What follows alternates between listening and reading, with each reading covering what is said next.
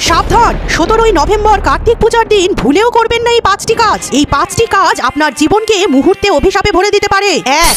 কার্তিক ঠাকুরের মূর্তি নিয়ে রাগ বা উপহাস করবেন না। কেউ যদি আপনার ঘরের দুয়ারে কার্তিক ঠাকুর ফেলে, অবশ্যই তাকে সাদরে আমন্ত্রণ করুন।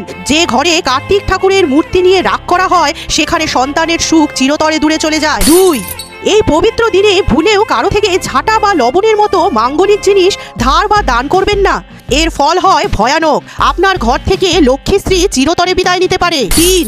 কার্তিক ঠাকুরের পূজার বাসনপত্র বা শঙ্খ অন্য কাউকে ব্যবহার করতে দেবেন না। এটা করলে আপনার পরিবারের পজিটিভ শক্তি নিঃশেষ হয়ে যাবে।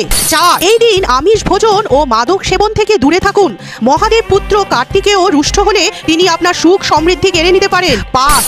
যদি আপনি তুলসী মঞ্চে প্রদীপ না জ্বালান, যদি গরিব দুস্থকে দান না করেন, তবে জেনে রাখুন আপনার ভাগ্যে অন্ধকার নেমে আসতে পারে। এখনো সময় আছে। এই পুণ্য দিনে সঠিক নিয়ম পালন করুন আর নিজেকে বাঁচান অশুভ শক্তির কবল থেকে। যতটা পারুন শেয়ার করুন এই সতর্কবার্তা। নিজের পরিবারকে রক্ষা করুন। কমেন্টে লিখুন জয় কার্তিকেয়।